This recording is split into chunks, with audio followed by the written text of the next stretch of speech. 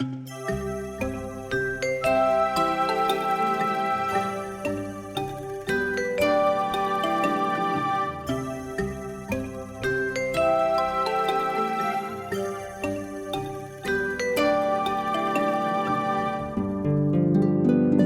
to the marvelous land of Oz.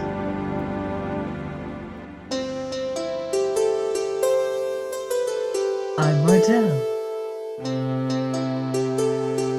reading The Road to Oz by L. Frank Baum.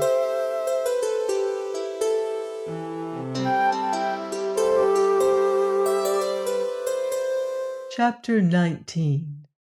The Shaggy Man's Welcome. The Shaggy Man stood in the great hall, his shaggy hat in his hands, wondering what would become of him. He had never been a guest in a fine palace before. Perhaps he had never been a guest anywhere. In the big cold outside world, people did not invite shaggy men into their homes. And this shaggy man of ours had slept more in haylofts and stables than in comfortable rooms. When the others left the great hall, he eyed the splendidly dressed servants of the Princess Ozma as if he expected to be ordered out. But one of them bowed before him as respectfully as if he had been a prince, and said, "Permit me, sir, to conduct you to your apartments." The Shaggy Man drew a long breath and took courage. "Very well," he answered. "I'm ready." Through the big hall they went, up the grand staircase, carpeted thick with velvet, and so along a wide corridor to a carved doorway. Here the servant paused, and opening the door, said with polite deference, "Be good enough to enter, sir, and make yourself at home in the rooms our royal Ozma has ordered prepared for you. Whatever you see is for you to use and enjoy as if your own. The princess dines at 7, and I shall be here in time to lead you to the drawing room where you will be privileged to meet the lovely ruler of Oz. Is there any command in the meantime with which you desire to honor me?" "No," said the Shaggy Man, "but I'm much obliged." He entered the room and shut the door, and for a time stood in bewilderment, admiring the grandeur before him. He had been given one of the handsomest apartments in the most magnificent palace in the world, and you cannot wonder that his good fortune astonished and awed him until he grew used to his surroundings. The furniture was upholstered in cloth of gold, with the royal crown embroidered upon it in scarlet. The rug upon the marble floor was so thick and soft that he could not hear the sound of his own footsteps, and upon the walls were splendid tapestries woven with scenes from the land of Oz.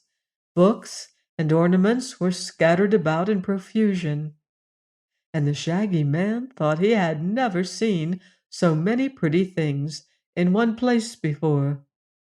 In one corner played a tinkling fountain of perfumed water, and in another was a table bearing a golden tray loaded with freshly gathered fruit, including several of the red-cheeked apples that the Shaggy Man loved.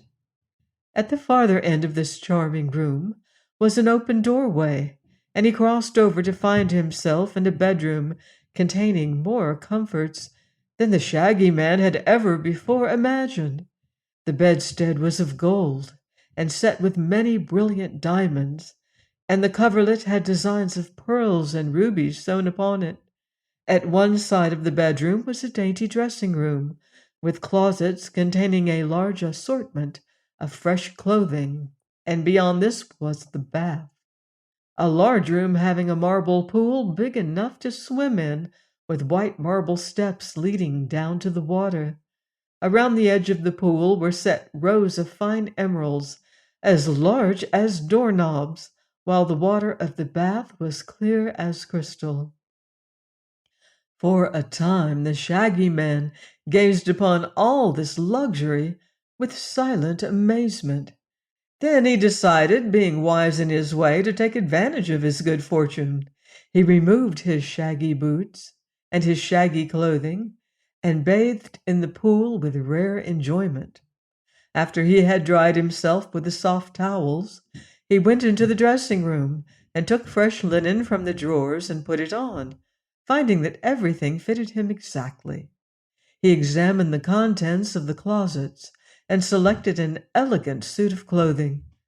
Strangely enough, everything about it was shaggy, although so new and beautiful, and he sighed with contentment to realize that he could now be finely dressed and still be the Shaggy Man.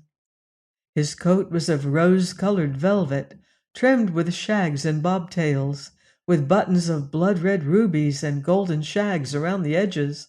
His vest was a shaggy satin of a delicate cream color, and his knee breeches of rose velvet trimmed like the coat. Shaggy creamy stockings of silk and shaggy slippers of rose leather with ruby buckles completed his costume, and when he was thus attired, the Shaggy Man looked at himself in a long mirror with great admiration. On a table he found a mother-of-pearl chest, decorated with delicate silver vines and flowers of clustered rubies, and on the cover was a silver plate engraved with these words: "The Shaggy Man, his box of ornaments." The chest was not locked, so he opened it and was almost dazzled by the brilliance of the rich jewels it contained. After admiring the pretty things, he took out a fine golden watch with a big chain, several handsome finger rings, and an ornament of rubies to pin upon the breast of his shaggy shirt bosom.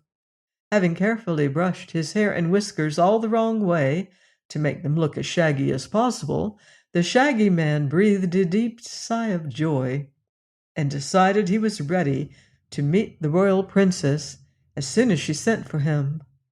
While he waited, he returned to the beautiful sitting room and ate several of the red-cheeked apples to pass away the time. Meanwhile, Dorothy had dressed herself in a pretty gown of soft gray, embroidered with silver, and put on a blue and gold suit of satin on little Button-Bright, who looked as sweet as a cherub in it. Followed by the boy and Toto, the dog with a new green ribbon around his neck, she hastened down to the splendid drawing-room of the palace, where, seated upon an exquisite throne of carved malachite and nestled amongst its green satin cushions, was the lovely Princess Ozma, waiting eagerly to welcome her friend. Please join me next time for more magical adventures here on the marvelous land of Oz. Goodbye for now. See you in Oz.